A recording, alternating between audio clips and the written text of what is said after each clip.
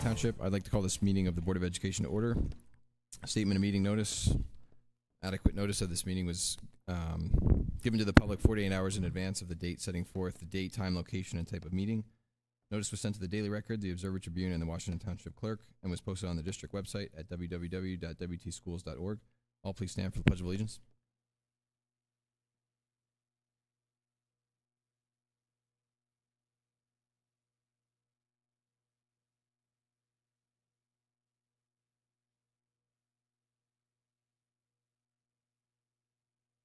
This time I'd like to make a motion to enter executive session to discuss a HIB matter. All in favor? And we plan to be in executive session for approximately 30 minutes, and action may be taken.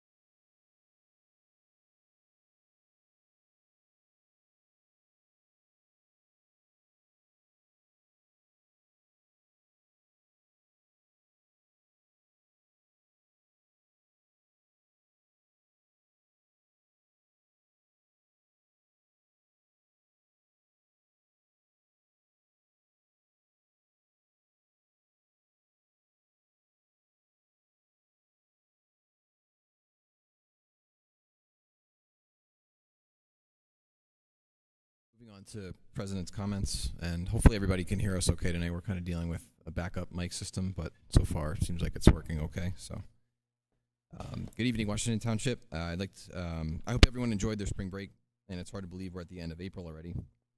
Again, on the agenda tonight, we have the budget presentation for the 25-26 school year.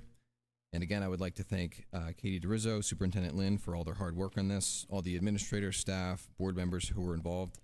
It's a lot of hard work, and the state of New Jersey definitely does not make it easy with their state funding formula. In addition to the budget, on the same slide deck, we have a presentation on the curriculum and instruction presented by Debbie Russo, special education presented by Dr. Scarpin, and technology presented by Carolee Gately. We have a lot to get to tonight, so I'll pass it over to Katie Antonella in a minute, but quickly before I do, our last board meeting was on March 11th, and although the STEAM Expo was about 5 weeks ago, we still haven't had the platform as a board to appreciate and celebrate all the hard work and success that is the STEAM Expo. While I was there, I actually caught up with prior board member Carmine Capograsso, who all that know him is very passionate about these events, and I know he loves seeing all the kids and all the hard work that went into it. So I just wanted to take this opportunity to give a shout out and a thank you to Dave Jones for all his hard work. And then shortly after the expo, our district also held the One District, One Book Family Fun event in March, which was a great success, where nearly 300 people came together to celebrate the joy of reading. And I would like to thank Mrs. Russo for all of her hard work on this initiative. And with that, I'd like to turn it over to Katie. Oh, actually, I'm sorry. Superintendent's comments if you have any, but then after that, the budget presentation.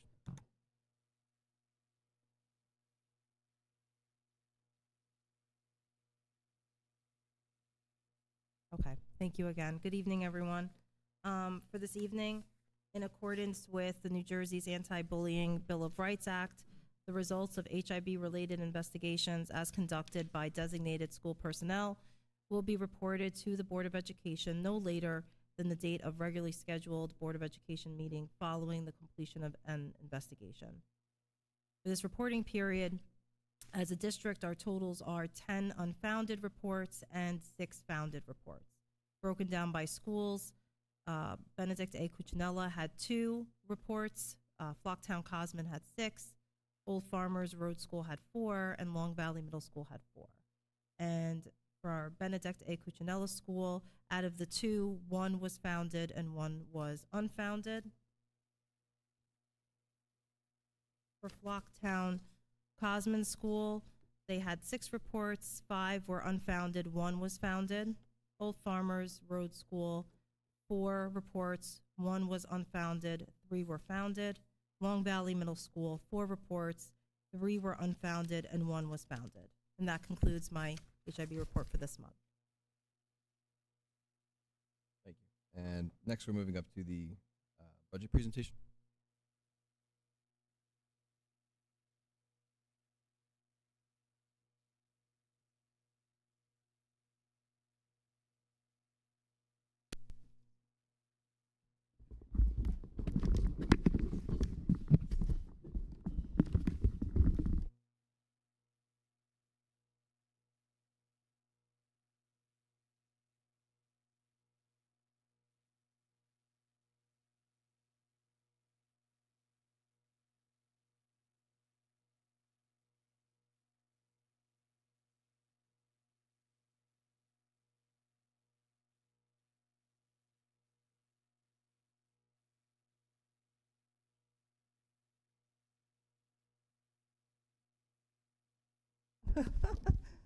Commenting. All right.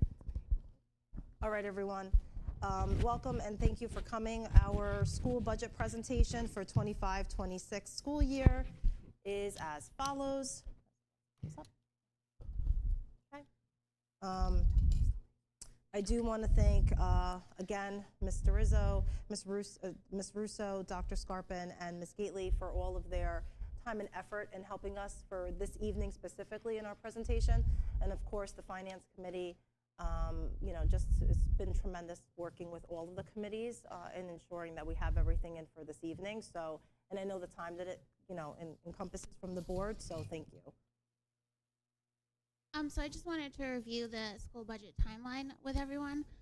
So on February 25th of 2025, Governor Murphy gave his state budget address. And then 48 hours after that, he releases the state aid notifications to the schools. And then on March 11th, we adopted our tentative budget. And then a week later, I submitted it to the county, and then the county gave feedback between our March meeting and our April meeting. And then tonight we are having our public budget hearing too. Okay. We are excited for our budget details here and our initiatives coming through. We've been actively planning, and we're in great shape with our English arts program and our phonics program that we're planning for grades K to 1. There's going to be continued professional development for our Eureka mathematics program, grades K to 5. We are planning for the new integrated preschool program at Cosman Elementary School, curriculum writing and program development for STEAM K to 5, and the world language K to 8. We're planning for that as well, along with continued updates to our mathematics curriculum, new Chromebooks for grades 1 to 5 for all the students, and this will be financed through a lease. And we continue to collaborate, and we thank Chief Ulmer for the 2 SROs and the 1 Class 3 officer that we're planning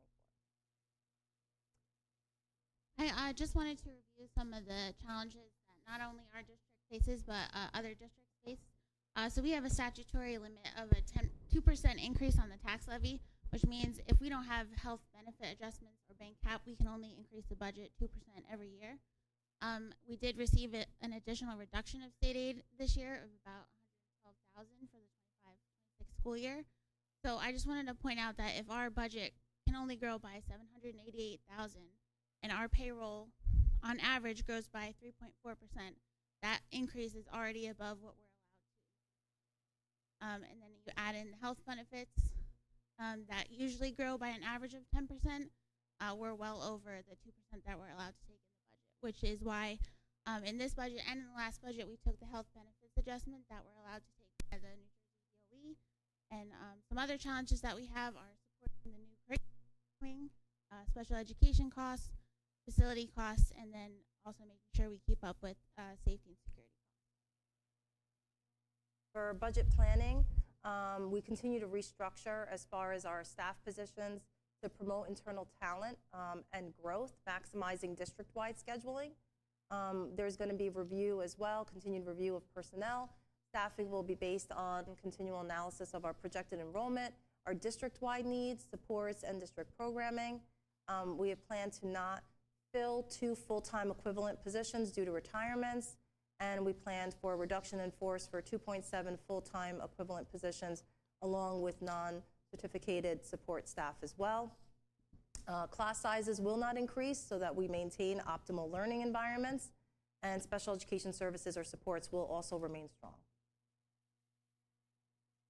As far as the district goals, these do sunset this spring, and I'm actively working on new ones, so I'm actually very excited to present our new ones in the near future.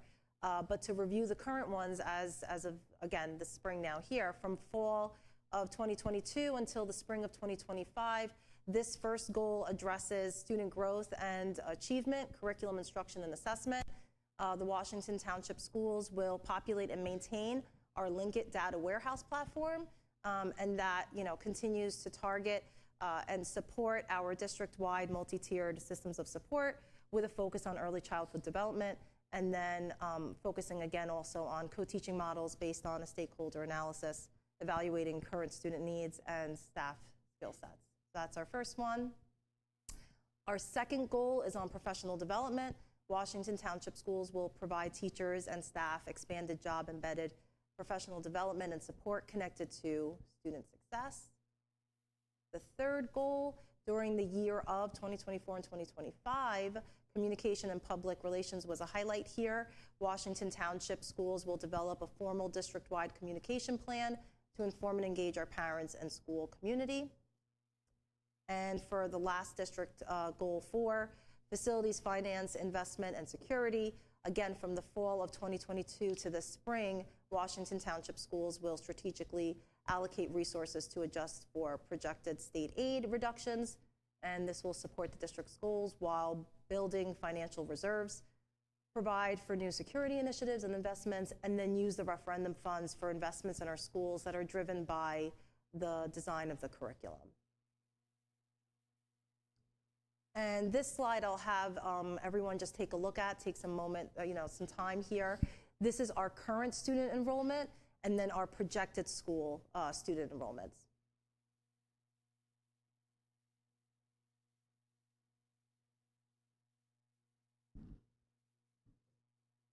And then this will now lead to Katie for state aid history. So I just wanted to show our state aid history over the past 10 years. You can see the 112,000 decrease from the 24-25 school year to the 25-26 school year. Moving from the 23-24 to 24-25, we actually got an increase in state aid, and then this year we got a decrease in state aid, about double of what we got more than last year. So it is frustrating how our last year of S2 was supposed to be last year, so we were not predicting a state aid cut this year, and then Governor Murphy changed the formula, resulting in us getting a decrease of 112,000. And then this is also just a cumulative state aid loss from us being a S2 district over the course of 2017 to 2018, and then to next school year, we lost about $4.4 million in state aid. And then how does the 25-26 budget compare to our current budget in 24-25? So it's about a $1.7 million increase from the current year, which reflects a tax levy increase of 2.95. It's going to be a tax increase of $196 on the median assessed home of $442,000 as provided by the township tax assessor. This budget, as I mentioned before, also includes increased health benefit cost adjustment and a utilization of bank cap that we're allowed to take from the New Jersey DOE. And then I just wanted to also provide this slide, which is kind of a pie chart that breaks out how much of the bigger sections of our budget. So about 80.6% of our budget is made up of salary and benefits. So that's about $37 million worth of our budget. The next bigger chunk is instructional services and supplies. That's about $1.5 million. And then our facilities is about $1.6 million. And then I'll pass it over to Debbie.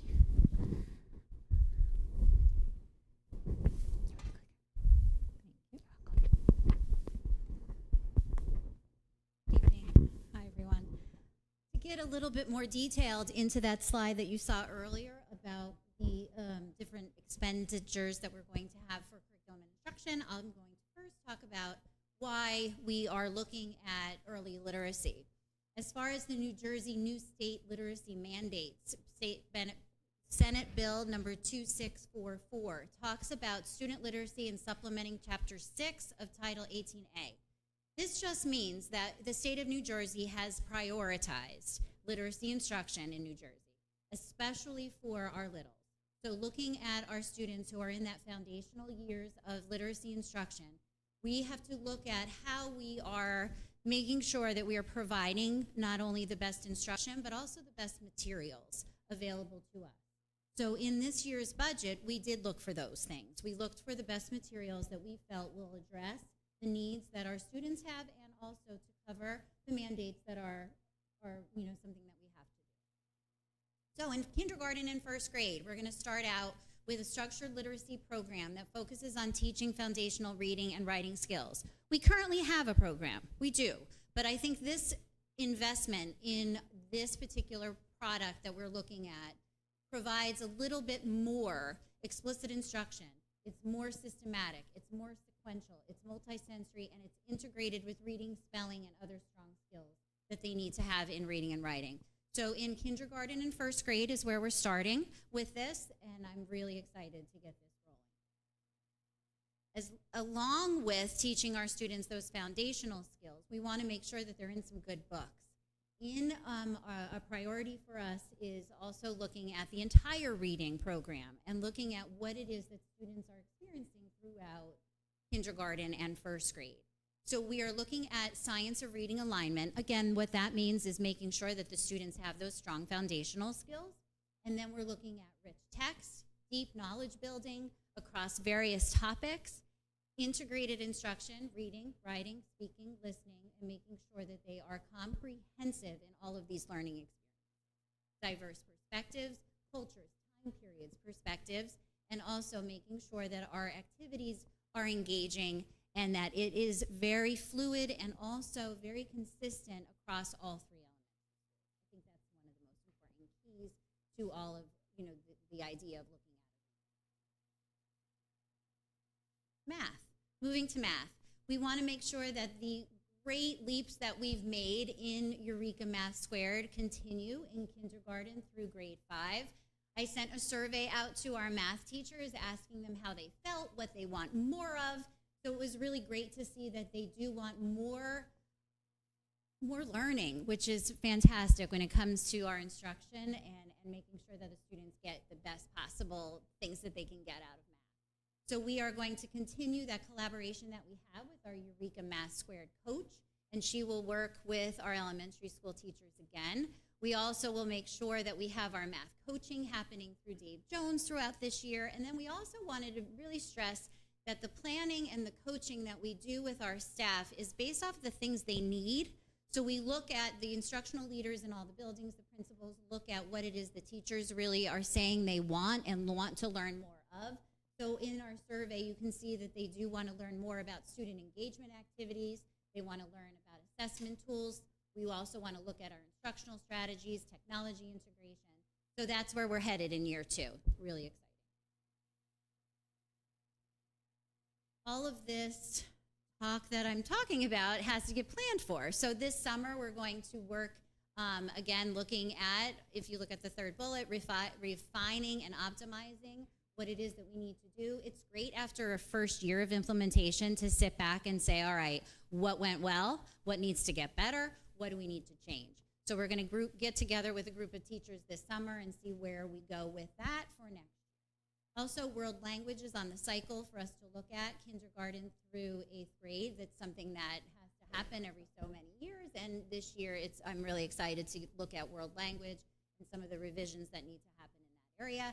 And then finally, our new STEAM curriculum that we will work on pulling together to make sure that we optimize the spaces that are being built this summer. That's all. All right, and moving on to special education. You're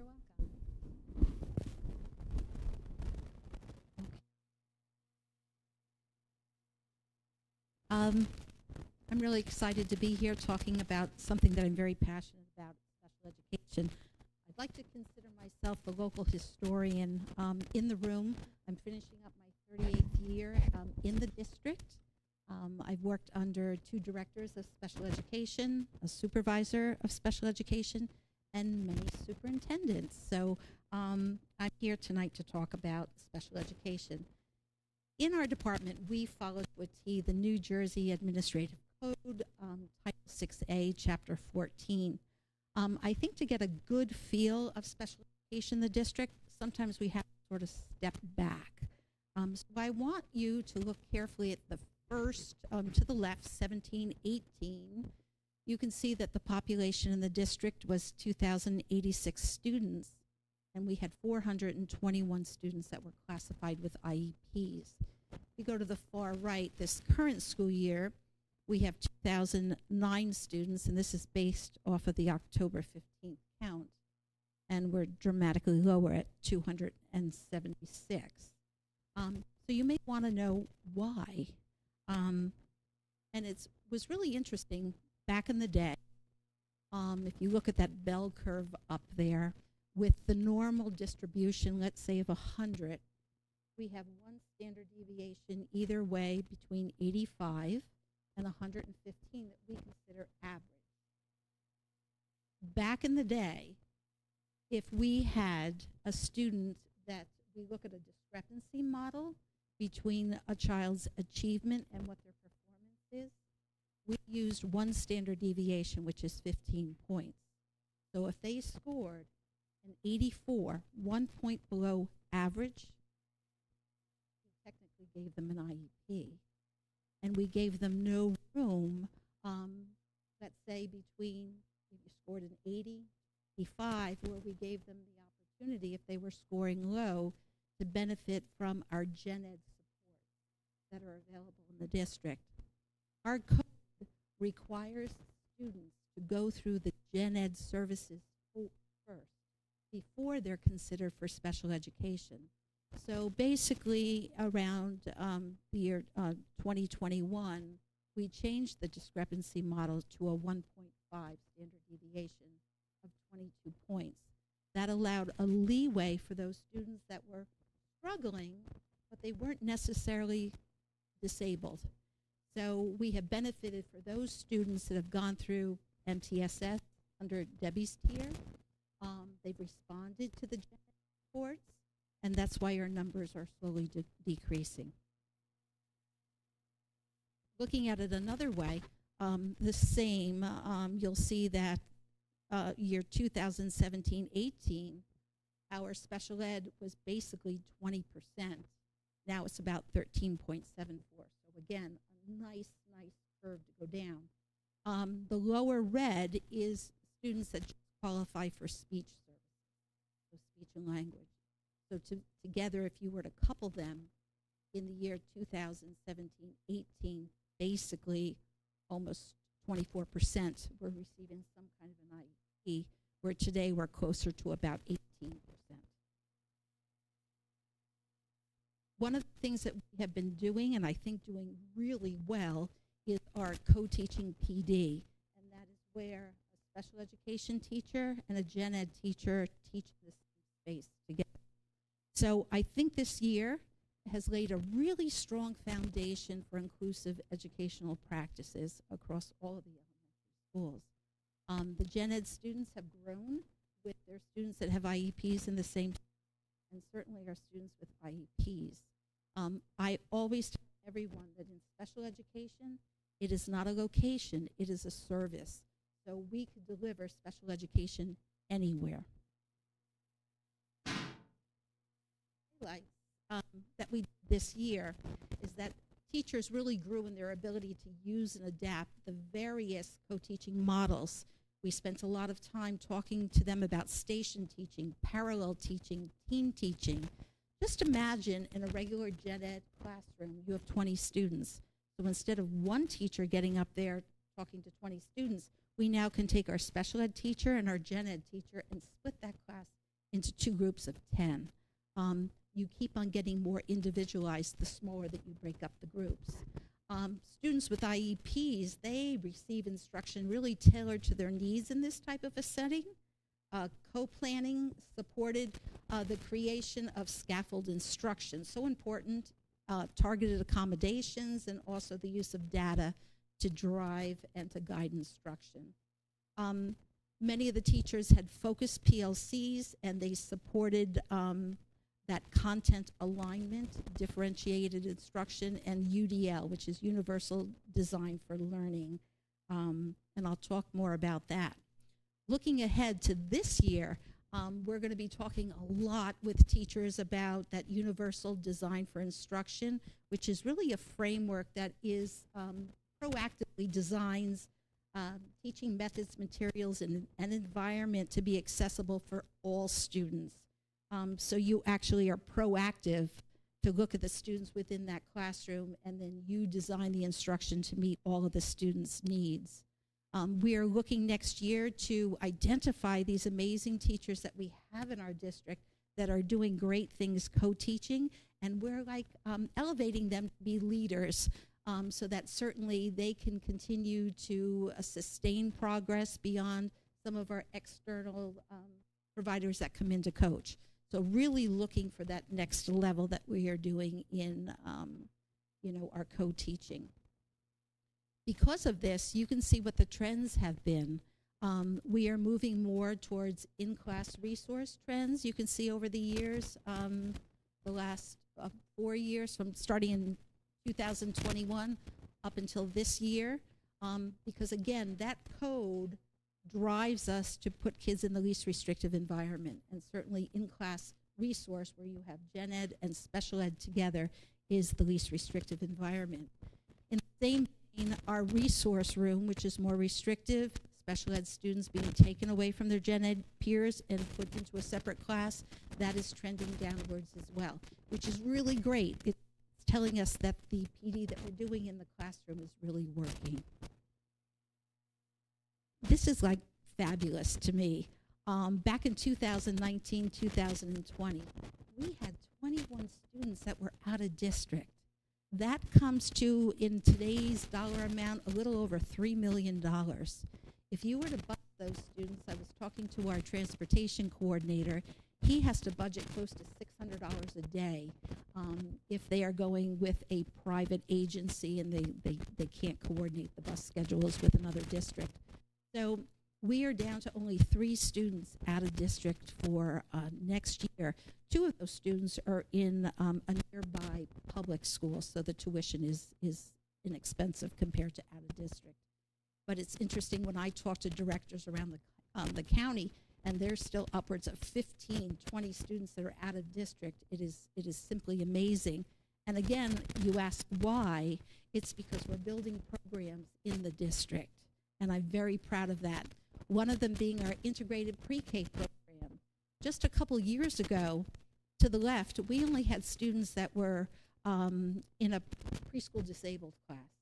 So it's a fabulous program, but we were always cited by the state because we did not have that opportunity of our students with IEPs to be mainstreamed and with gen ed kids.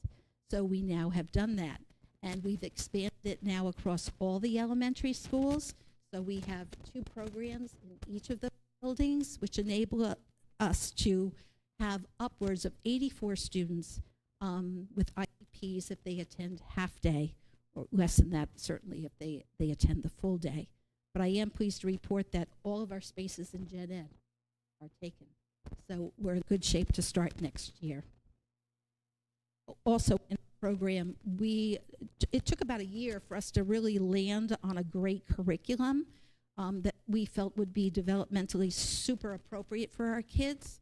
I engaged building principals and staff and child study team and myself, and we had all of the presenters come and talk to us, and we landed on Tools of the Mind. And Tools of the Mind is a brain-based curriculum, and it really stresses that frontal lobe in developing kids' brains. It really teaches them regulation, which I think is so important, that if we can teach our little kids at school and how to be ready to be learners, we've really done our job. On top, we teach literacy, and we teach all of the fundamental pre-readiness skills to make them successful. So I usually, every year about this time, I send out a survey to parents, and I say, what do you like about, our preschool program? And they rave about the curriculum. Really, we always get 5 stars. The only downside that I usually get a 0 on is that they would love for us to bust the gen ed kids. And I know that that's something that they want, but at this time, we don't offer that. Okay, so special education department. We have students currently in other districts that are paying tuition to come to our program. Currently, we have 4 students that are in our district, and next year, I'm already working with 2 districts that are surrounding us that would like to send our kids here next year. I get a lot of telephone calls from people all over the country. I get telephone calls from Texas. We had 3 for the summer. Kentucky, they just moved into our district in March. Japan came in over the summer. And last Friday, I was interviewed from a family in California. And I'm always bewildered because, we have such a beautiful town. It's not I don't think it's very well known. And we asked the people from Texas, families at different times within a 6-week. And the one gentleman I spoke to was being transferred to Kinney. So they had a wide range of districts to move into. And I asked him, I said, why are you coming to Long Valley? They really hadn't selected a home yet, but they were determined that they were going to live in Long Valley. And they said they called the New Jersey Department of Education, and they talked to them about their child that was disabled, and they really didn't want to do out of district. They believed in public education, and whoever they spoke to said, call Long Valley. So it really is, it's great that we build programs. We're very successful district. We support our students with tech.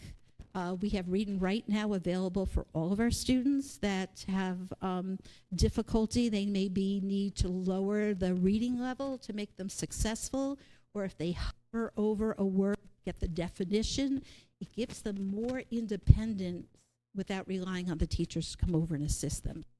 Really happy with Read and Write. We have Learning Ally, which is our tool that is available to all students, even in the Gen Ed tiered support, where it's a comprehension, where the students can listen to the books being read. We've expanded our LLD program. We now have it at Cosman. Next year, we're extending it to Flocktown. So our students, again, are staying in district, and we're creating programs where we have immediate oversight because we have everybody here to check in on the students. And really pleased with the expansion of our life skills program for next year at the Long Valley Middle School. Every time I go to a county meeting, I just talk up Long Valley, and I talk about all the wonderful things that we're doing. And I think I probably could fill that life skills program for next year. So I'm looking forward to do some open houses whenever we're ready to showcase that. In closing, before I give it to Carol Lee, I'm really excited about what we're doing in the district, and I encourage any of you that if you have questions, come spend a morning with me. I know some of you have taken advantage of that, and I would love to show you programs. We can talk about anything. You know, come in with your questions. Surprise me, because I just love talking about special education. So with that, I'm going to pass it over to Carol Lee.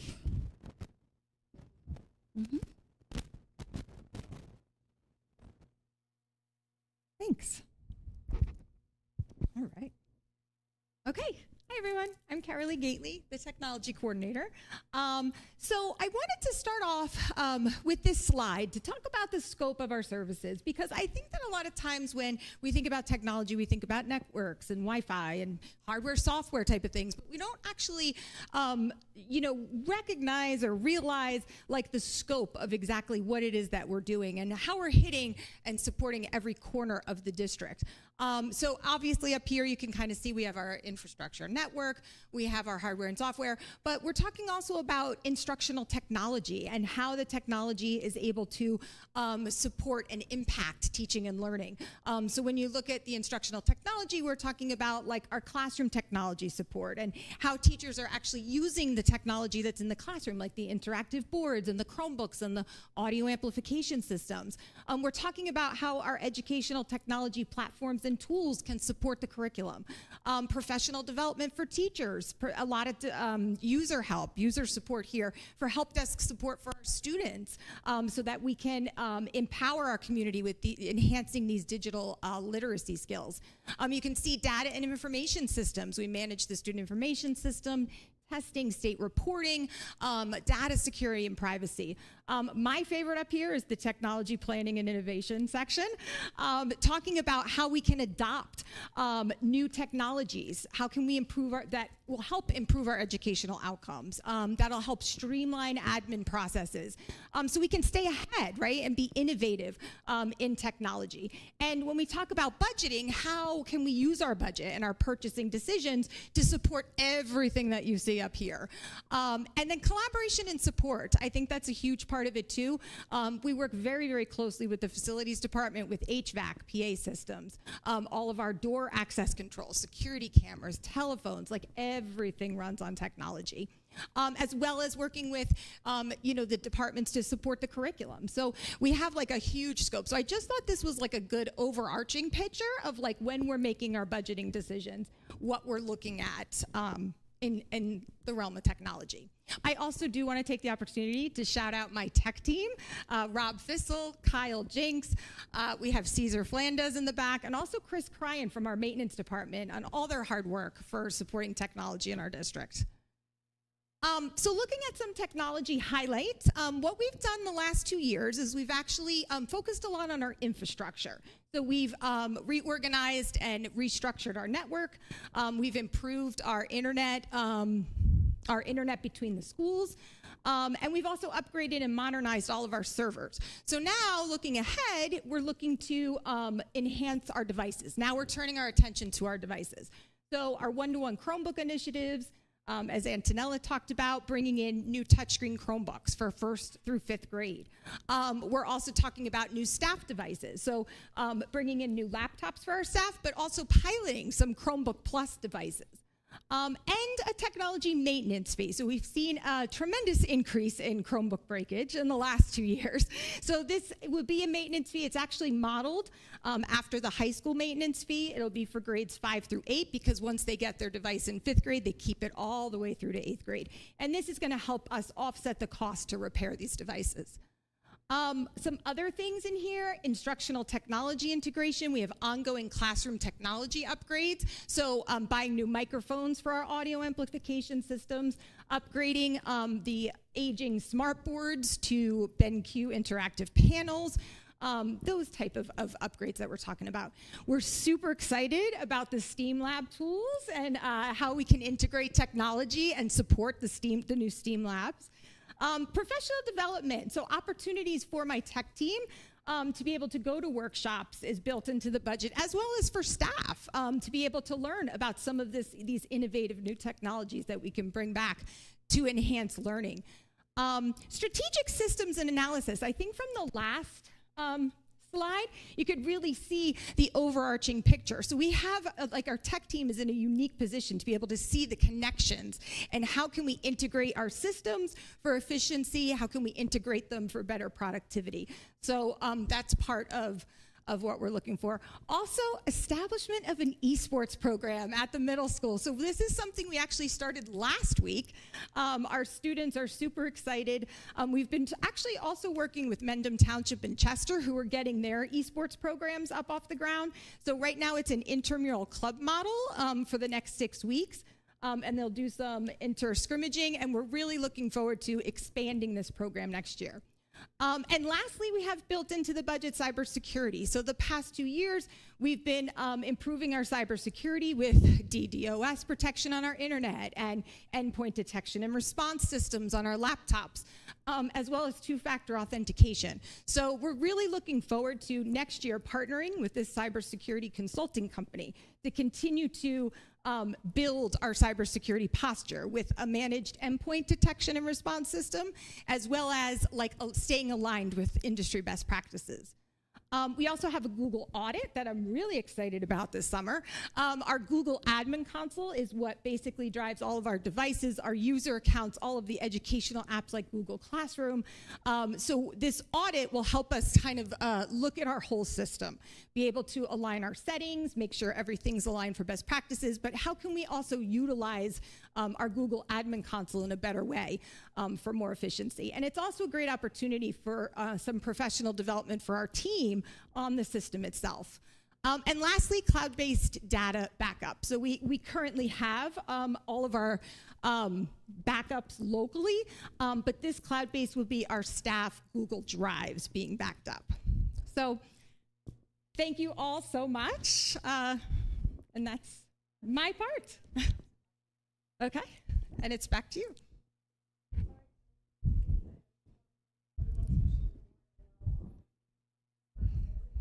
As far as the presentation, but I really wanted to highlight, the different areas that we are going to be talking about, and the budget really does unpack into these areas, and then just to kind of, enjoy and look forward to having a little bit more of these presentations and these discussions as updates as we go on in the new school year. So I thank you very much for your time. I thank everyone for their time and commitment to this particular presentation and this evening, and especially, again, also to Mr. Russo for really taking the time. This school budget was not an easy task, but yeah, you did a great job, so thank you. Okay, thank you, everyone.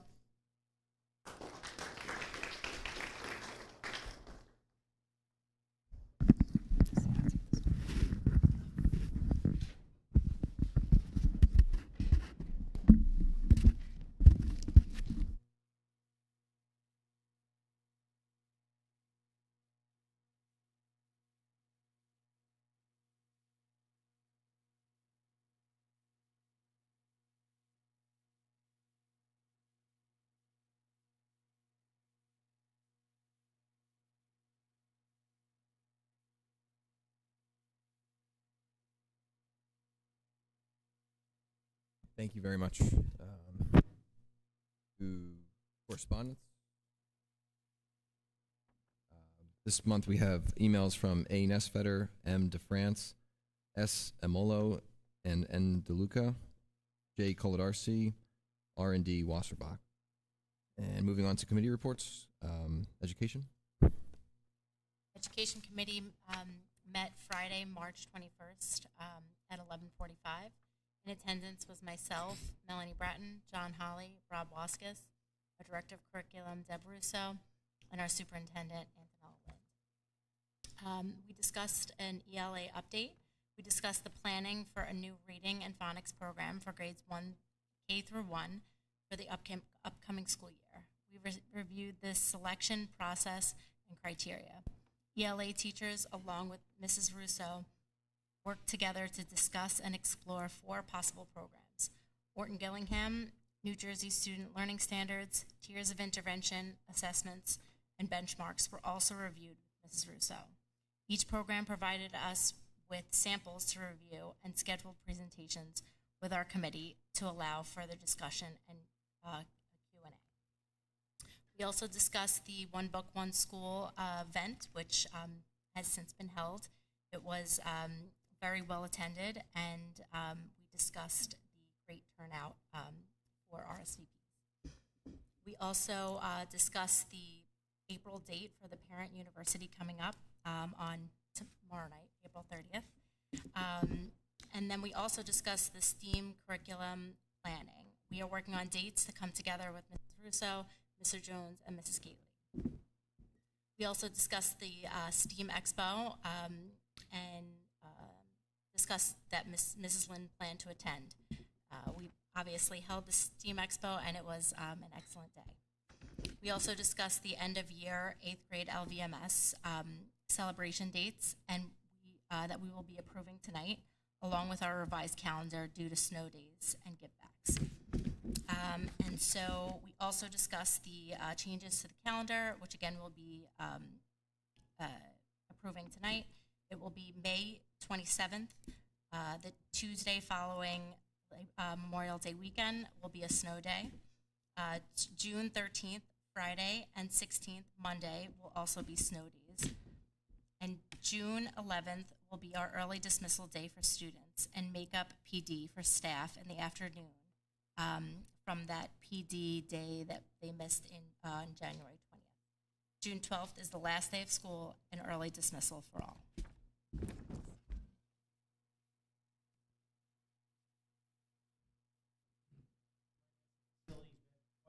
Past month, first on April 7th. In attendance were Jess, Lindsay, Melanie, Antonella, Katie, Stephanie, and myself. Excuse me. The first item discussed was a legal matter, followed by intelligent vote prep in anticipation of next month's vote. The committee then moved on to discuss the budget presentation, which everyone just saw, and all the work that went into that. The committee then discussed, for the first time in many years, there is a need to increase the school lunch prices. That is item number 15 on tonight's agenda, and we will also be including, again for the first time, breakfast at Old Farmers Road School due to a change in the state requirement requiring us to offer that. And finally, on the 7th, the committee discussed the revised Class 3 contract for the 25-26 school year, which is item number 21 on tonight's calendar. The second time, the committee met on the 21st. In attendance were Jess, Lindsay, Mike, Antonella, Katie, Stephanie, and myself. The committee again began the meeting by discussing a legal matter, followed by referendum updates, which are items 16, 17, and 18 on tonight's agenda. Approval of paving at Flocktown Cosman School, refurbishment of the music spaces at LVMS, and paving the Long Valley Middle School parking lot and replacing the sidewalks. That will be rejected and rebid due to the bids received exceeding the cost anticipated. Then the committee discussed summer projects to include refurbishing the LVMS gym floor, including adding volleyball sleeves, repairs to the LVMS cafeteria tables, replacement railroad ties around the playgrounds at Old Farmers and Flocktown Cosman, repaving the basketball courts at Flocktown Cosman, which last month the board voted to approve the generous donation by the MVCA and Harrington Construction. And finally, new playground equipment at Cuccinella, generously donated by their PTO. The committee discussed again the Class 3 contract, which is on tonight's agenda, the budget presentation, which you saw, and the use of emergency reserve for security updates. And finally, the committee discussed an RFP for legal services for the district board's attorney.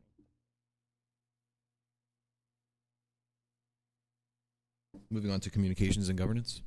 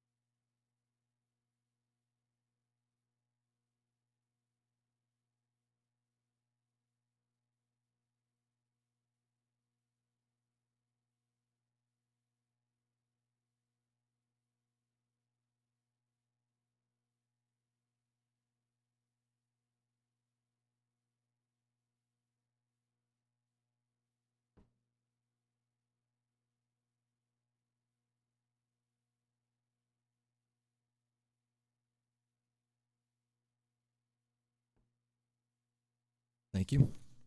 Moving on to public comment on agenda items. If anybody has a public comment on agenda items, please approach the microphone, state your name, address, and you'll have 3 minutes.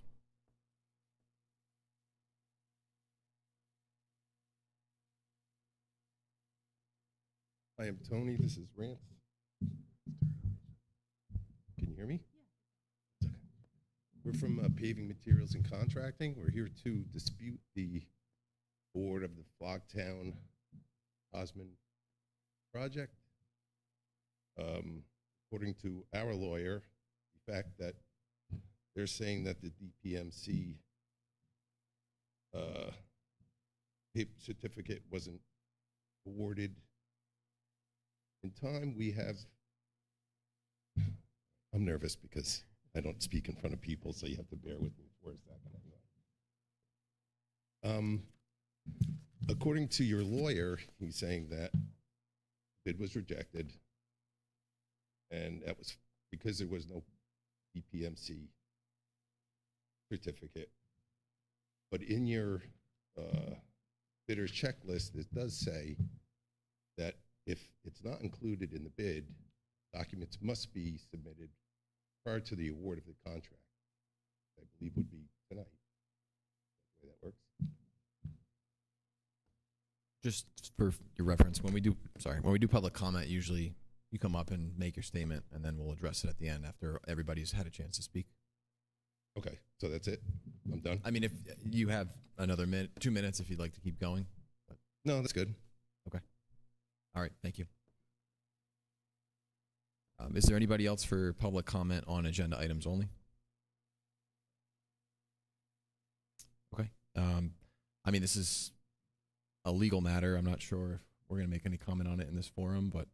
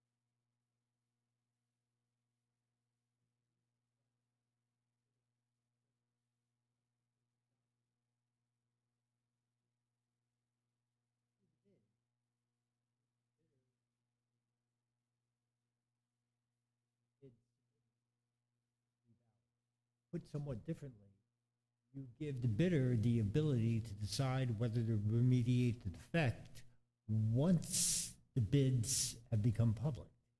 And under the bidding laws, that would constitute a material defect because the bidder does not have the ability to decide whether or not to cure the defect once his price is known and the other bidder's prices are known.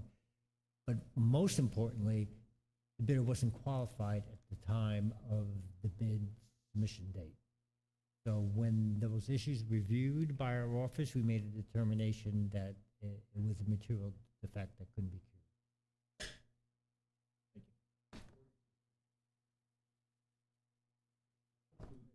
The public comment is not a debate between members of the public and the board. It's up to you, Mr. President, to decide whether you would permit a member of the public during our portion of the meeting when we would comment, because otherwise you're engaging in a discussion back and forth. I was going to say, we have another public comment on anything. If you'd like to come up after that, you can have another chance to speak then. Okay. It's not really a forum for debate, you know, it's.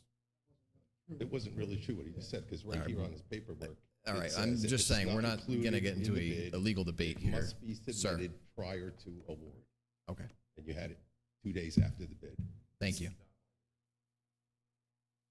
Thank you. Moving on to approval of minutes. I'd like to make a motion to approve the March 11th, 2025 executive session meeting minutes. All in favor? Any abstentions? Okay. Moving on to, the regular meeting minutes. I'd like to make a motion to approve the March 11th, 2025 regular meeting minutes. All in favor? Aye. Any abstentions? Okay. Moving on to agenda items. Can I have somebody please move education? Motion to move items number 1 through 8. Any discussion? I just have a quick thing just to say on number 3. I just want to thank Antonella, Mrs. Lind, for going ahead and considering submitting again for the NASA in-flight STEM downlink grant. This will be our 4th time. It was recently awarded to Toms River, which is the only one in New Jersey that has had the opportunity to have this in many years.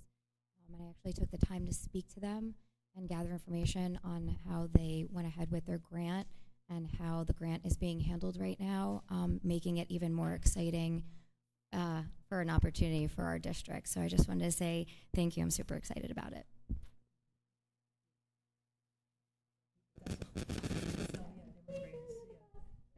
That was it. Thank you very much. Is there any other discussion? Roll call.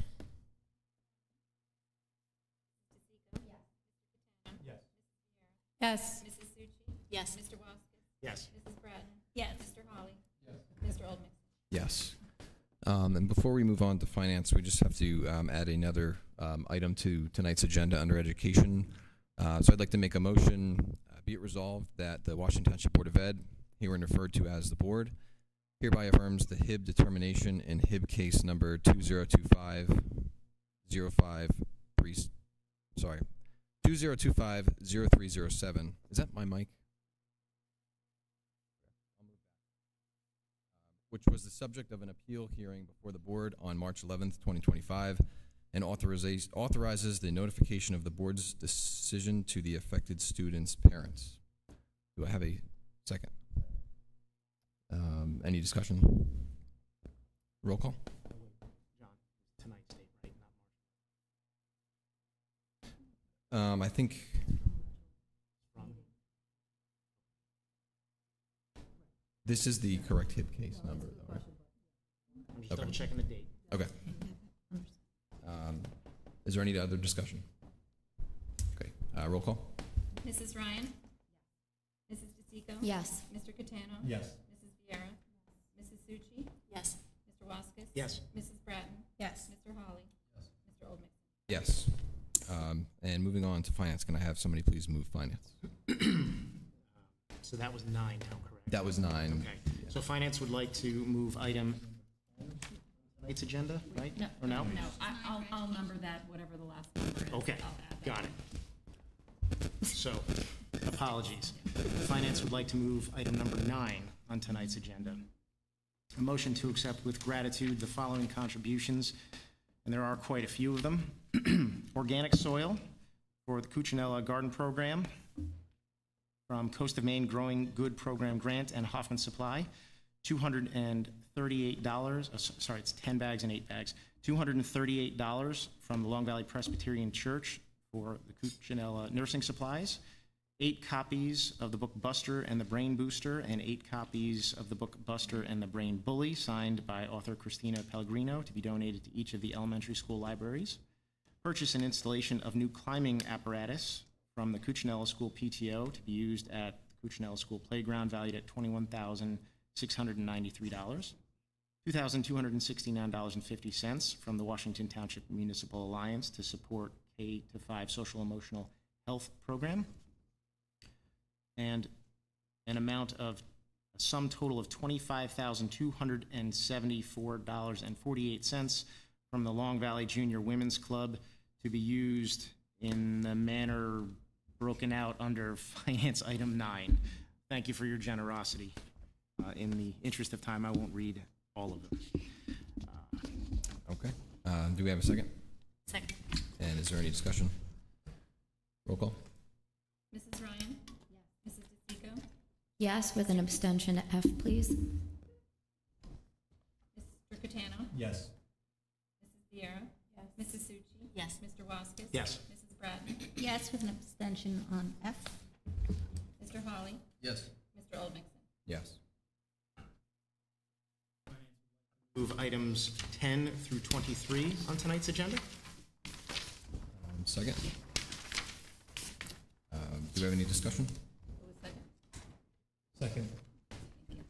I'd like to discuss 18, which is the paving of Flocktown. So I'd like the lawyer just to give us more information of the bidding process and the rejection and how all this works.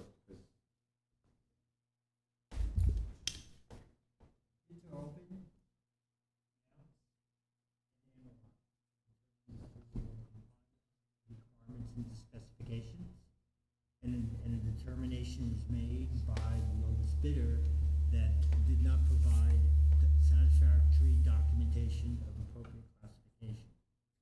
It was determined to be a material defect because it didn't provide proof that the bidder possessed required certification at the time the bid was submitted. One of the fundamental principles of the bidding law is whether a defect is deemed material or non-material and can be waived. And the criteria that's applied is a determination whether the bidder itself has the ability to decide whether or not to cure the defect. And that's made after the bids are open, so that the bidder who did not comply with the requirements knows what his bid is and the other bidders. And the purpose of determining materiality and whether the defect can be waived is not to place the bidder in a situation where he could decide whether or not to cure the defect. And because as of the date the bid opening, he was not classified, he did not satisfy the requirement.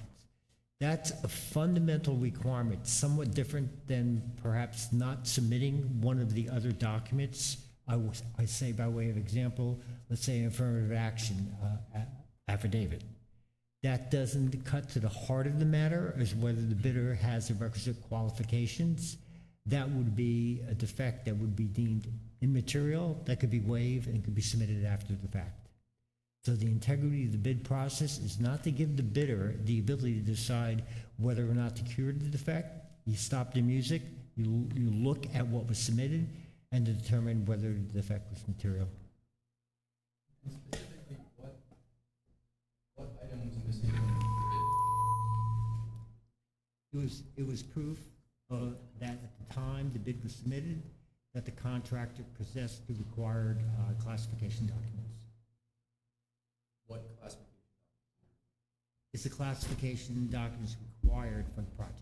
I don't have the number, but there's no dispute that that classification document was not submitted.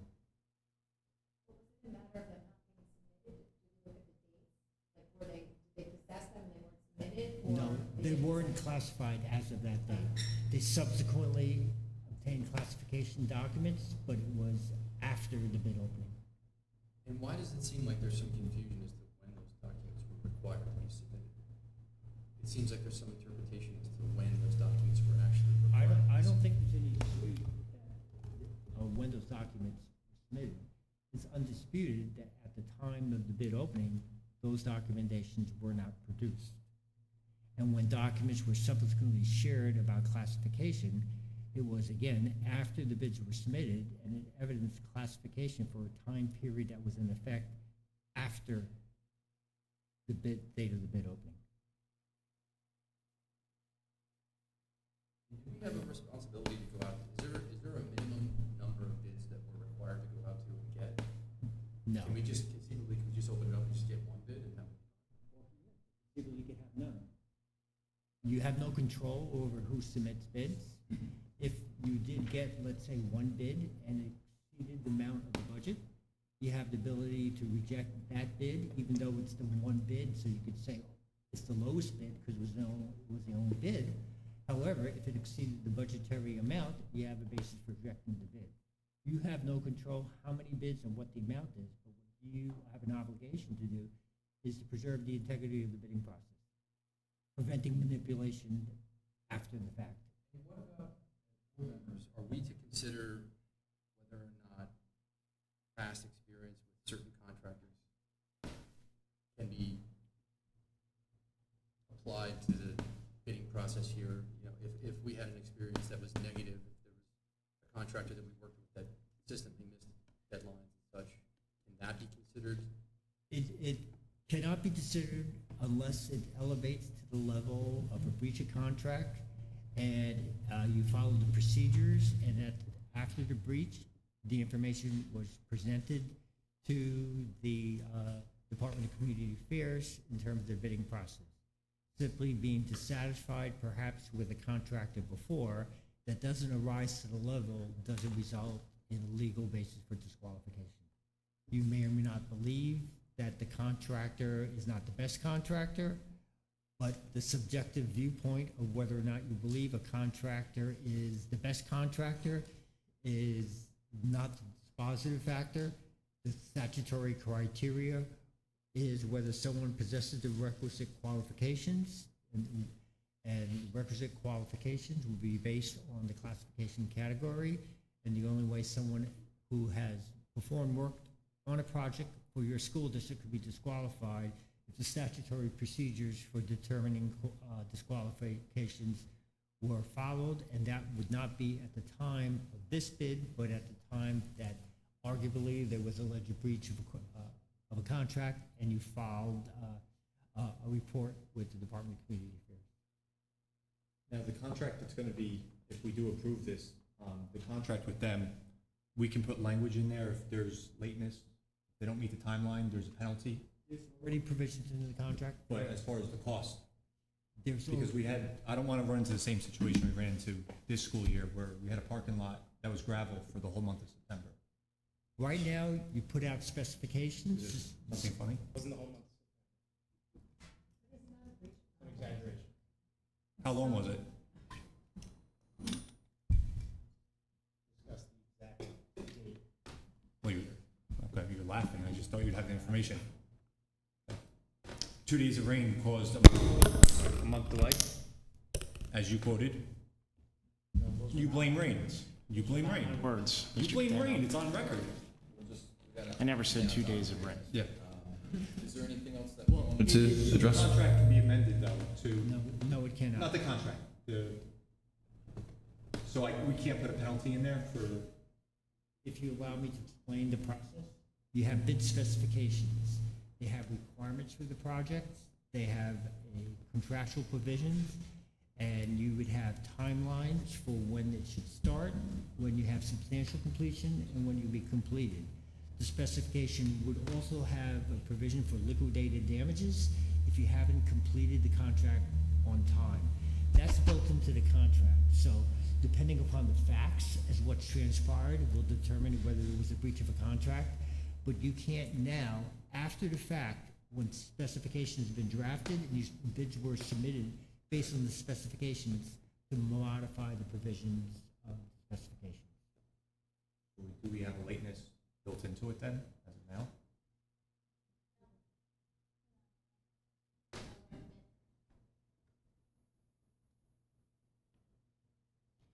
I don't have the specifications in front of me.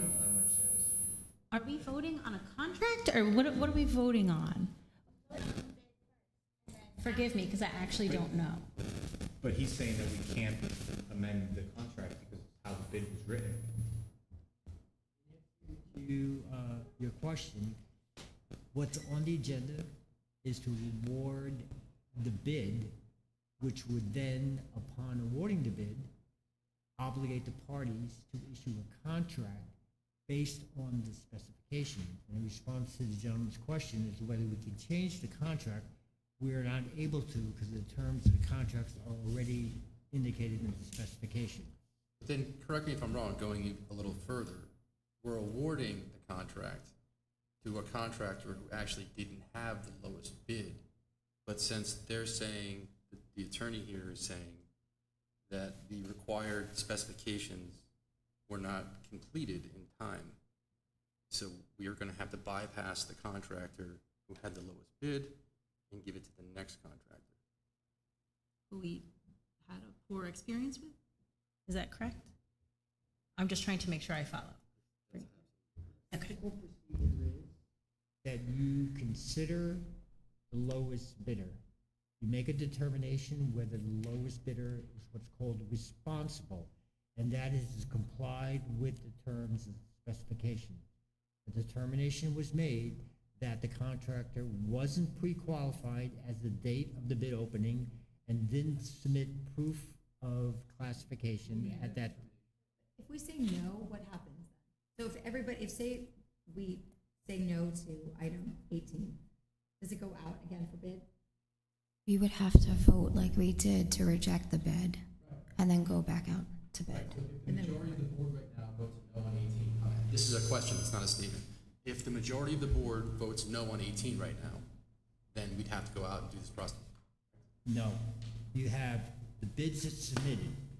Again, incrementally, you look at the lowest bid. Is it satisfactorily complies with the specifications? If you determine that they have, notwithstanding the analysis that was just provided, then you award it to the lowest bid. If you concur with the determination that it was a material defect, then you award it to the second bidder. Now, you may have an opinion on whether the contractor should be disqualified based on other work. It's my opinion that the requisite criteria for determining that the contractor should be rejected based on prior poor performance has been satisfied. So you would then have to determine that, notwithstanding that opinion, whether or not you are or are not going to award the bid to number 2. Is there a third bidder? No. It's just the two. If you go through 1, the 2, then for 3. And if you determine that you disqualify both bids, then you would have the ability to go out to bid again. I'm not sure that I asked the question clearly, but I'll re-ask it. If the majority of the board right now votes no on 18, 18 is awarding the paving contract. If the board votes no, we go and do this again, correct? No, I tried to explain to you, the question of voting no simply rejects the awarding of the bid to the second bidder. You have 2 bids, you have to make a determination on what to do with the bids. You don't have the ability to go out for a third time unless you determine that both the first bidder and the second bidder should be disqualified because of a defect. Round is basically what he's saying. This is now the second time we're doing this.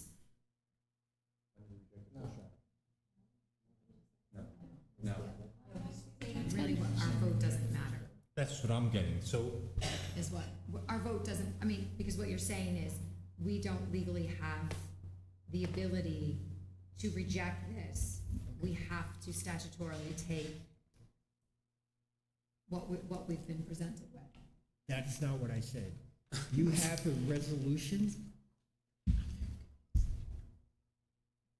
I'm sorry, I didn't know what was funny. I'm very confused. I'm sincere. Okay.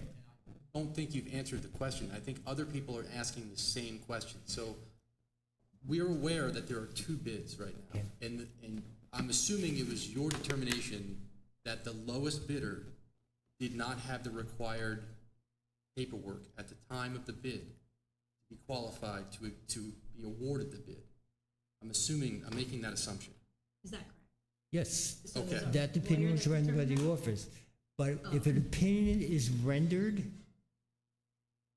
it doesn't mean that the board has to follow it, but that's the opinion of council. And if you don't follow the advice, then the consequences of not following the advice may result in some legal action.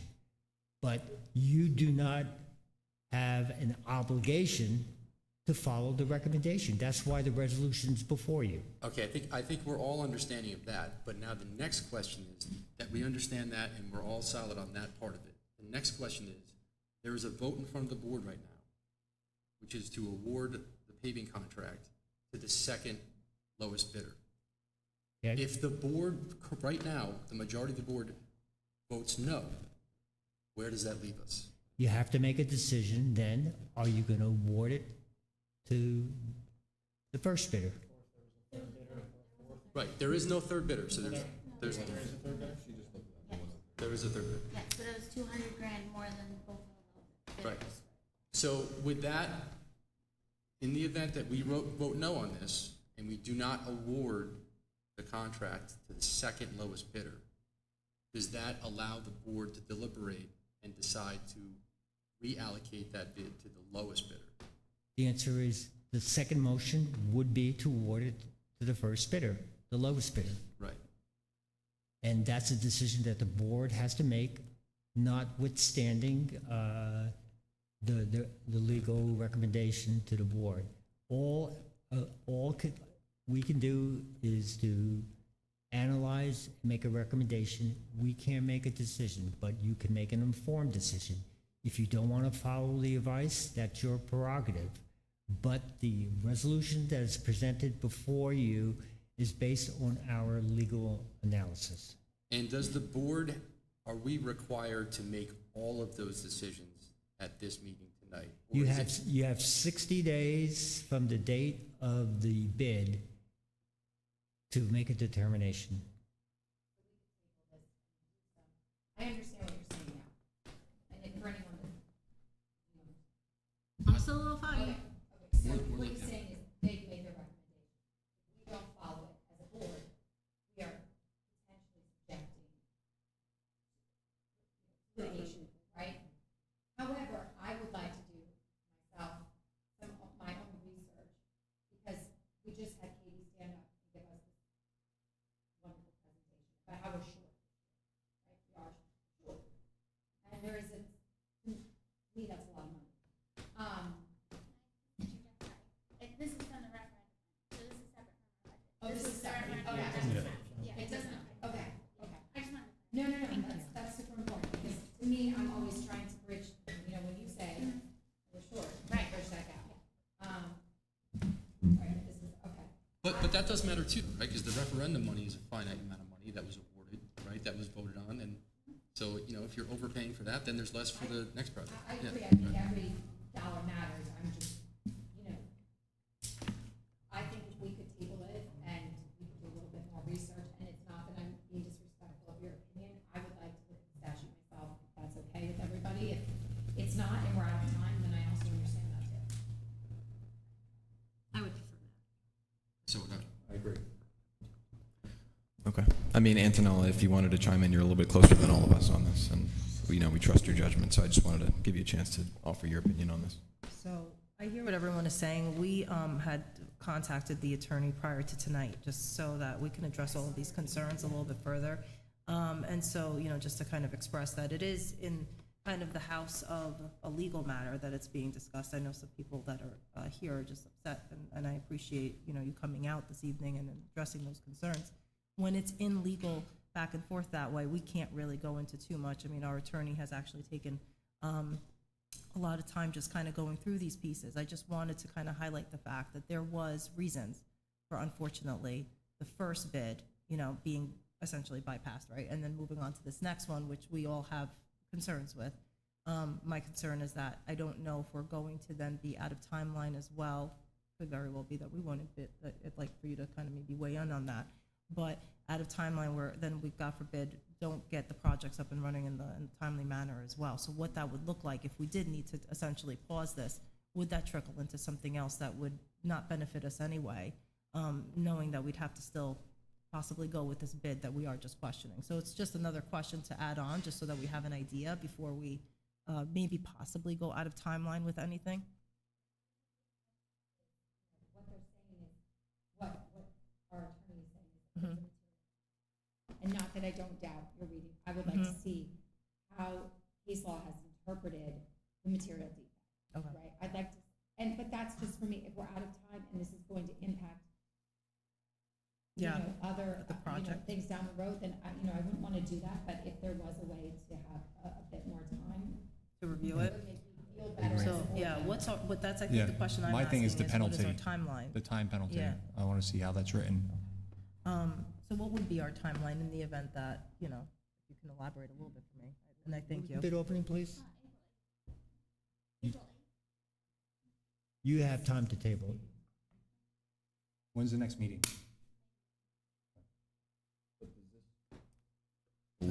This could potentially delay the project overall, and it could be counterproductive.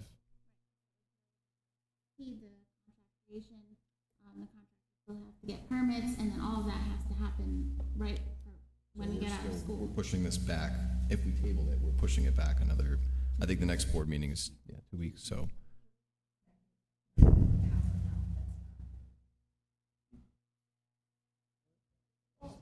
mean, we could.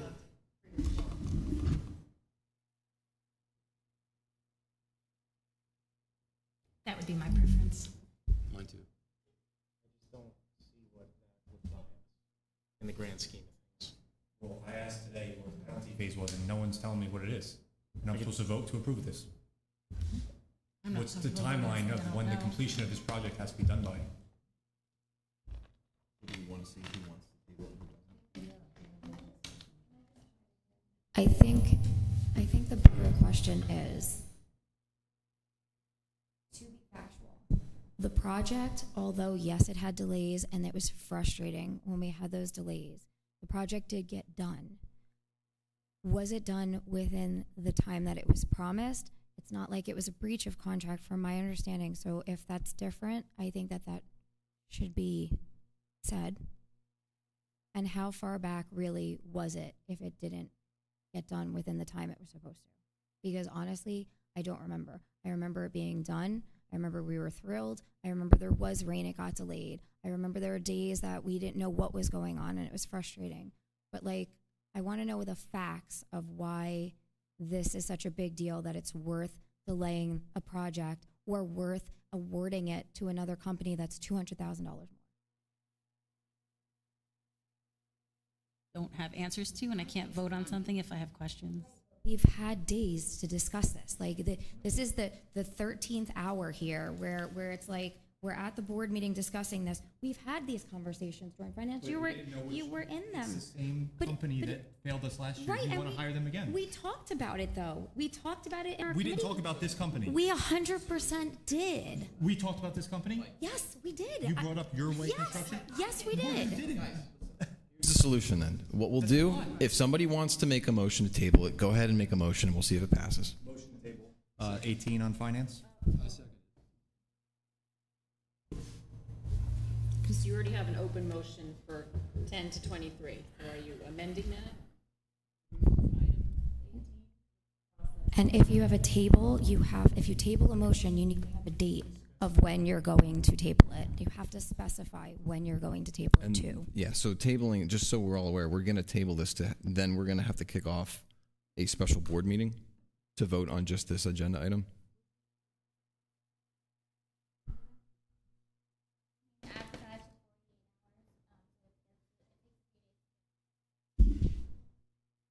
So, okay, so can we go back and amend, I guess, the motion to exclude 18, and then we'll vote on 18 separately? Is that the best way to do this? Or, Your motion to approve items 10 through 17 and 19 to 23. Well, I guess I have a question. There may not, per legal counsel advice, we may not have to have a different meeting. You may just be able to bring this to the next one, which is May 13th. Just so that. but then, that's 2 weeks from tonight. That we're right out of the gate delaying. That works. I guess out of curiosity, all these questions and concerns, none of them apply to the music spaces? I haven't heard a peep. So you're fine accepting that bid, just like all the other referendum bids we've accepted, but this one is different. And we're going to table this one. Okay. And the reasons are? Right, but none of those questions apply to the other bids? Okay. Okay. We're going to amend the prior motion to be agenda items 9 through 17. No, 10, it would be 10 through 20. I'm sorry, correct. Okay, so that's I'm making a motion to amend? Or is that just a statement and we're gonna go ahead and roll call? Second. We have a second? I'm assuming there's no more discussion, so then we'll do a roll call vote. Mrs. Ryan? The motion on the table is to approve items 10 through 17 and 19 through 23. And then we're gonna go back and do 18 separately. Mrs. DeZico? Yes. Mr. Catano? Yes. Mrs. Vieira? Yes. Mrs. Succi? Yes for numbers 10 through 17, no on number 19, and then yes from 20 to 23. Mr. Waskis? Yes for 10 through 17, no on 19, yes for 20 through 23. Mrs. Bratton? Mr. Hawley? Yes. Mr. Oldman? Okay, so then I'm gonna make a motion. Is the motion, all right, we'll make a motion. Somebody wants to make a motion. We're gonna do. Sorry, guys, I'm so sorry. I thought that we were voting on 1 through 17 and not voting on 18, and then we were going to do 19 through the rest separately. Okay, that's fine. Go ahead.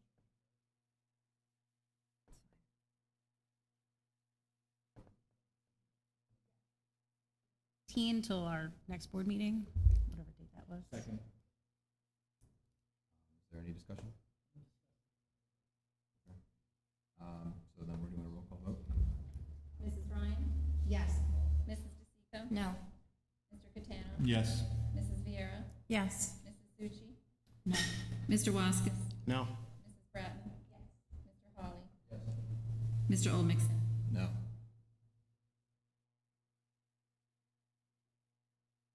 We're all done.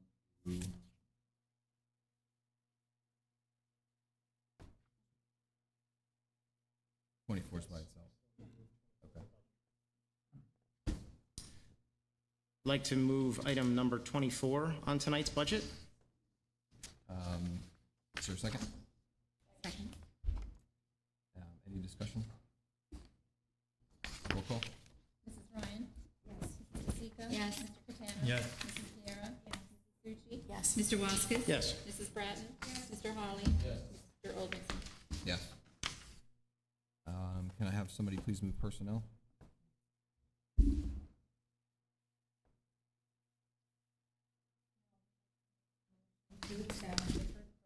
Following retirement. Bill Tinnen, teacher of special education, Foxtown Crossing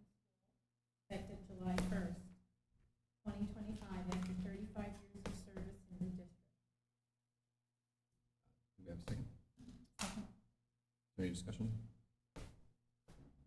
I would just like to also, point out 35 years of service to our district is very commendable. And I just want to wish her good luck in her retirement. On behalf of Washington Township Schools and its Board of Ed, I'd like to thank Mrs. Tinnen for her dedication and service to our district. Roll call? Mrs. DeSico? Mr. Catano? Mrs. Vieira? Yes. Mr. Waskis? Yes. Mrs. Bratton? Mr. Hawley? Mr. Oldmixon? Yes. I'd like to make a motion to accept with regret the following resignations. Pamela Hurst, Instructional Aide, Cuccinella School, effective March 13th, 2025. Olivia Mancuso, Behavioral Intervention Paraprofessional, Cuccinella School, effective May 1st, 2025. Mary Balboa, Human Resources Benefits Specialist, Central Office, effective June 30th, 2025. And Lynn Mankowski, School Secretary, Long Valley Middle School, effective April 23rd, 2025. Do we have a second? Any discussion? Roll call? Mrs. Ryan? Yes. Mrs. DeSico? Yes. Mr. Catano? Yes. Mrs. Vieira? Yes. Mrs. Succi? Yes. Mr. Waskis? Yes. Mrs. Bratton? Mr. Hawley? Mr. Oldmixon? Yes. Personnel would like to make a motion to move items 27 through 38. Do we have a second? Any discussion? Roll call? Mrs. Ryan? Yes. Mrs. DeSico? Yes. Yes. Mrs. Vieira? Yes. Mrs. Succi? Yes. Mr. Waskis? Mrs. Bratton? Mr. Hawley? Mr. Oldmixon? Yes. Next, I'd like to make a motion to read for the first time the policies under agenda item number 39. Do we have a second? Is there any discussion? Roll call? Mrs. Ryan? Yes. Mrs. DeSico? Yes. Mr. Catano? Yes. Mrs. Vieira? Yes. Mrs. Succi? Yes. Mr. Waskis? Yes. Mrs. Bratton? Yes. Mr. Hawley? Yes. Mr. Oldmixon? Yes. Moving on to unfinished business. Does anybody have any unfinished business? I actually do. Well, I guess, no, I'm sorry, I want to be new business. Okay. Nobody has any unfinished business? Okay, new business? New business. I had something. First off, I'd just like to say I apologize to the attorney. If the impression was I was being disrespectful, I wasn't meaning to be. I apologize. I know you're hard, you work hard, and you're excellent at your job, so I apologize. You got that impression, sincerely. Secondly, I'd also like to say that the ladies did a great job with their presentation, but I did catch one thing that concerned me, and it may seem like a trivial thing, but the adoption of an esports program. So that's just basically video game sports, right? Esports is video games. Sports. Yeah, technology. I just think that, again, it may seem like a trivial thing, but I do have an 11-year-old son, and I have played my share of Mario Brothers when I was a kid. And video games today are not what they were when I was a kid, when we were all kids.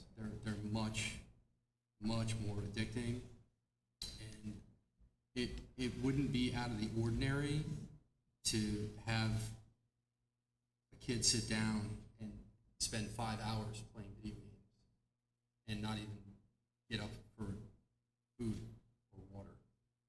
And I think that, you can see clearly, with certain games, Xbox Live, stuff like that, you can see when you have a friends list, you can see how long these kids have been on there for. And they're on there a long time. And I think it's unwise for the school to get involved and to promote kids playing video game sports as opposed to real sports. And any effort we could make to try and curtail that, put those kids on a real sports field outside with cleats on, running on grass instead of clicking buttons and sitting behind a screen. I think we should take a look at considering not doing that. I would like to see what it looks like, right? I don't know if that's something that you can bring to the education committee and really show us, like, what does this look like? 'Cause I don't know very much. I think we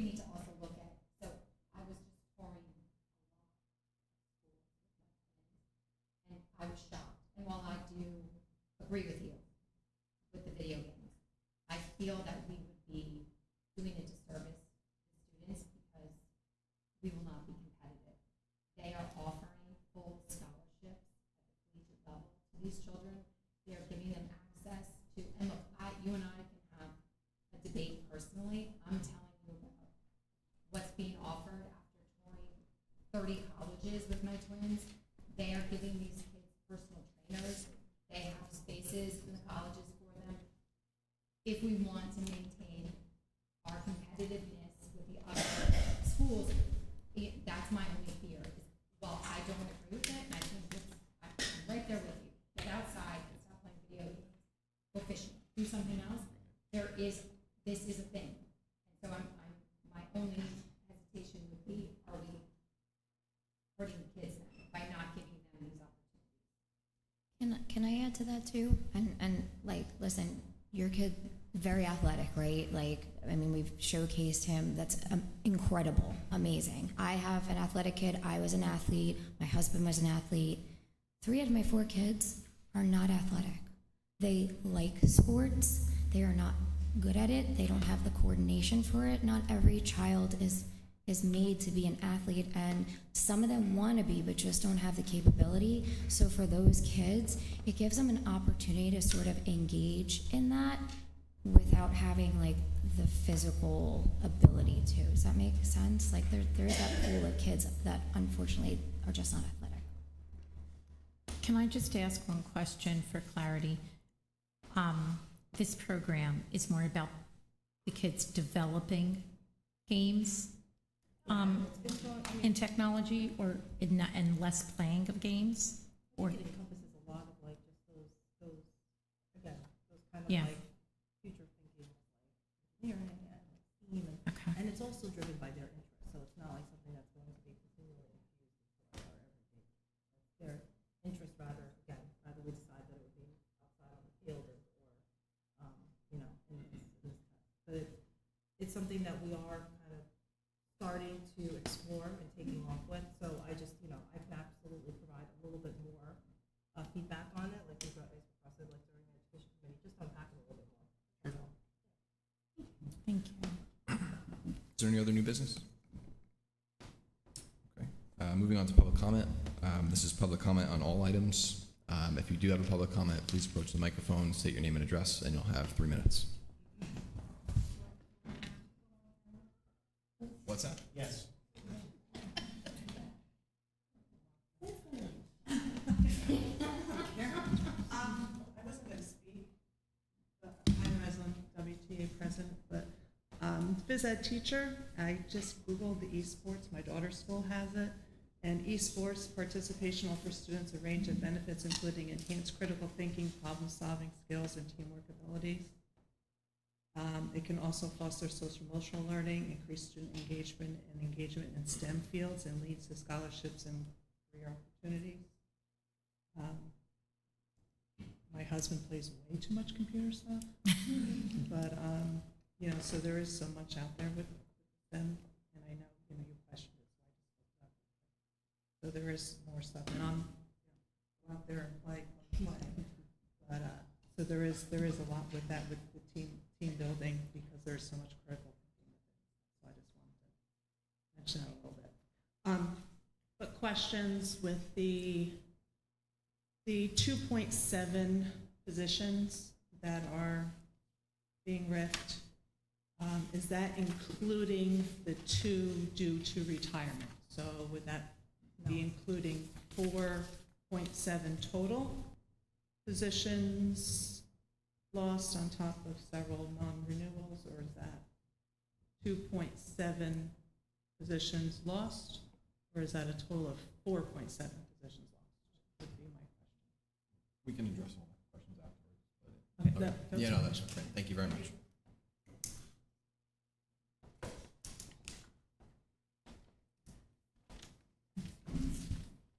Good evening, everybody. My name is Charles Chapler, and my wife and I live at 67 Kings Highway. I'm here tonight in a couple different capacities. First is as a concerned parent. Our son Andrew is currently enrolled in second grade at Flocktown Cosman.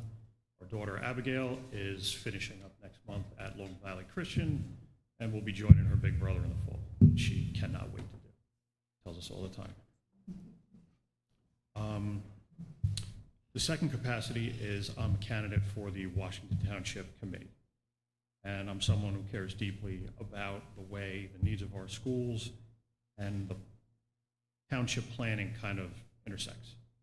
So what I'd like to bring up is some concerns related to the Kings Highway development and the potential impact that it'll have on the entire district. First, I'm wondering if the board was consulted at all by the township during the planning and approval phases of anything that's gone on for this Kings Highway rezoning development. A project of that scale would almost certainly bring a notable, to say the least, increase in student population. And I would think that it's critical that the board be included in any conversations to assess potential impact. At the February Board of Ed meeting, it was suggested that a demographic study be provided to the town, be provided by the township to better understand the projected enrollments. And I'm wondering if such a study was conducted, and if it was, have you guys received the results? Have you had a chance to review them? What opinions you might have on them? And just as a parent going down to the schools as much as I can, be involved as much as I can, it's pretty easy to see that Flocktown Cosman is operating at near capacity, if it's not there already. My wife and I are fortunate enough to have very good friends that send to Cuccinella, as well as Old Farmers, and they say the same thing. So it's just, you know, many grades have 4 or 5 classes, upwards of 20 kids in each one, and with the Newburgh developments already contributing, you know, to enrollment growth, Kings Highway is just going to make it that much more untenable. And you worry about teachers, they're already overworked and stressed out. What's it going to do to that? And obviously, of course, while we're all here tonight, what's it going to do to the kids? How's it going to impact the children that might need special assistance, you know, extra academic guidance? How will it affect the kids that might benefit more from a gifted and talented program? And how's it going to affect everybody else? The general population, students that deserve a quality education also. Just to let you know, there's 30 seconds left. Okay. And finally, as somebody who's running for a township committee seat, I'd just like to ask you guys if you're happy with the current way you guys communicate with the township board, if there's any changes you would make. If so, what would they be? And how can we just all work better to effectively plan responsibly for the community and for the kids? And that's pretty much it, guys. That's all I got tonight. I'd like to thank you guys for the opportunity to speak. And thank you for all your work. And again, for the opportunity. Thank you. Thank you. Thank you.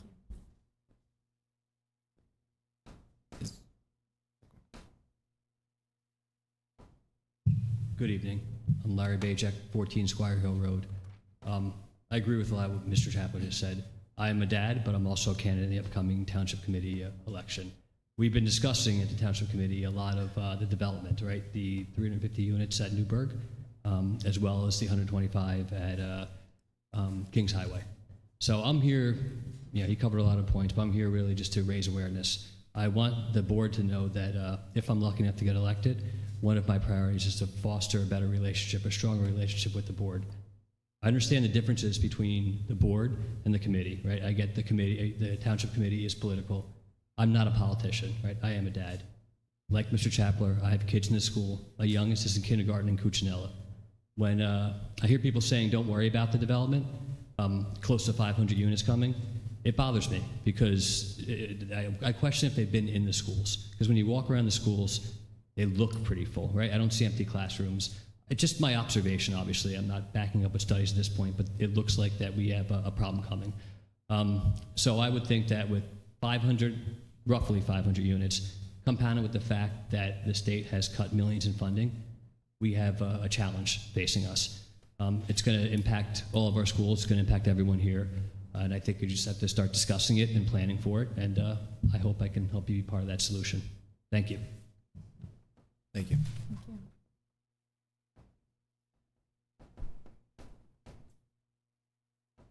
Back again, I just want to make a statement. I'm Rance Soper from Paving Materials, and we were the low bidder on the parking lot project. And the only thing we were missing was the DPMC certificate. And that has nothing to do with money or anything else. And according to the Appendix H, it says in the last line, if not included in the bid, documents must be submitted prior to award of contract. We submitted that certificate 2 days after the bid. So I just want to make that clear so we understand. That's the only thing we were missing, and it says we can bring it at a later date. Or nothing else had to do with numbers or giving anybody an advantage at the bid. And it's just, we were the low bidder. Thank you. Worked with Soldier, who's your engineer, multiple times. Waiting for our accountant to finish his year-end stuff, and that's why it got there a couple of days late. Waiting for him to get it. We should have gotten it earlier. But that doesn't change the fact that it says it doesn't have to be included. If not included, documents need to be put in prior to the contract. We tried to reach out to you guys multiple times for the past week and a half at least, with really getting without getting really any answer back on what was going on, whether it was going to be awarded to us or not. I literally, you guys got sent a paper from our lawyer already, correct? Did you receive that? Right? Did you see that it's not what this is all about? That's because nobody would get back to us at all with what was wrong. I literally got a phone call when I was sitting in the parking lot to tell us this is why it's being rejected. We should have been told way before that. That's kind of an issue, and that's why it's coming up so late.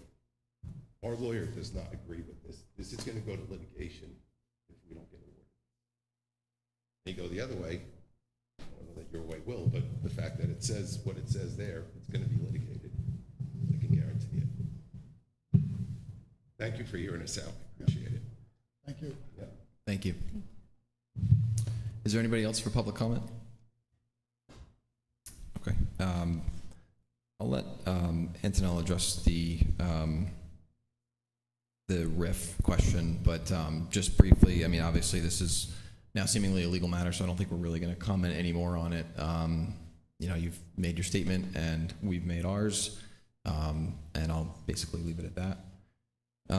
Really quick, actually, well, sure, go ahead and I'll handle the other questions. I can review further.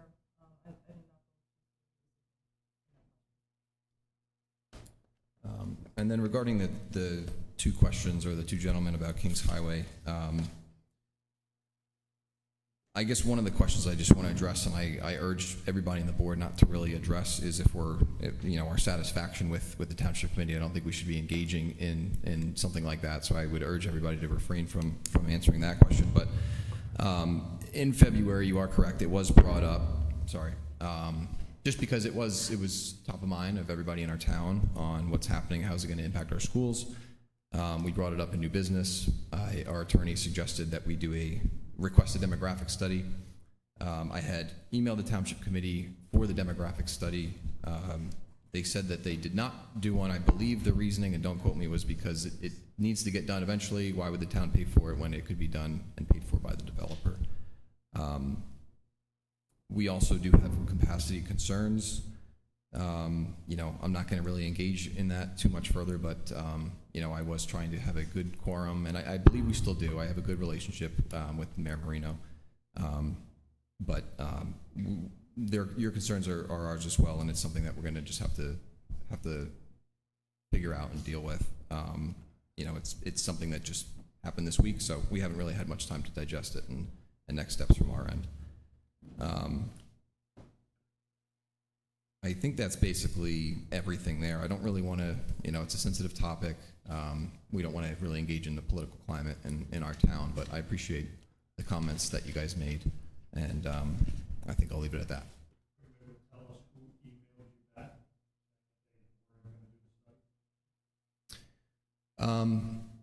You know, it's not really the forum for that conversation.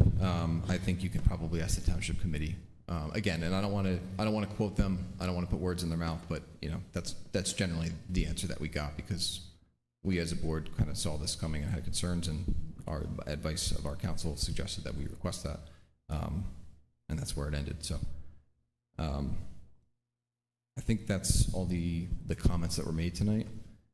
So moving on to district distinctions. On the curriculum front, the elementary principals are collaborating with the Eureka Math Squared Success Lead, and they completed a district-wide implementation health check. The district has done walkthroughs to observe implementation, and the principal's commitment to instructional excellence was evident, and will continue to drive the success of our mathematics program. On special ed, the Washington Township Schools met the state target for the inclusion LRE, the least restricted environment, and our special education department has been working closely with building principals, implementing strategic initiatives. Our CPAG is excited again to host the Summer Reading Buddies program at the Township Library. Registration will go out around Memorial Day weekend, so be on the lookout for that. At Cuccinell, the fourth grade class had their vocal music concert on April 16th, and the second graders held their Earth Day music performance on April 22nd. They also had their yearly Arts-Rageous art show, and a special thank you to Kelly Barnicki for all of her hard work, as well as the PTO volunteers who helped stage the art show. 18 staff members also participated in the Harlem Wizards PTO event held on April 28th at Westmore Central, which was a great fundraiser and exciting opportunity for students to see their principals, teachers, and staff show off their athletic talents on the court. At Flocktown and Cosman, we wanted to give a congratulations to third graders Aiden C. and Isabella T. for winning the Morris County Council of Education Association's poster contest. Their posters were selected out of hundreds across Morris County, and a shout out to Senora Hernandez for facilitating this event. LVMS peer leaders visited the school to speak to and help prepare our fifth graders for their transition into LVMS next year.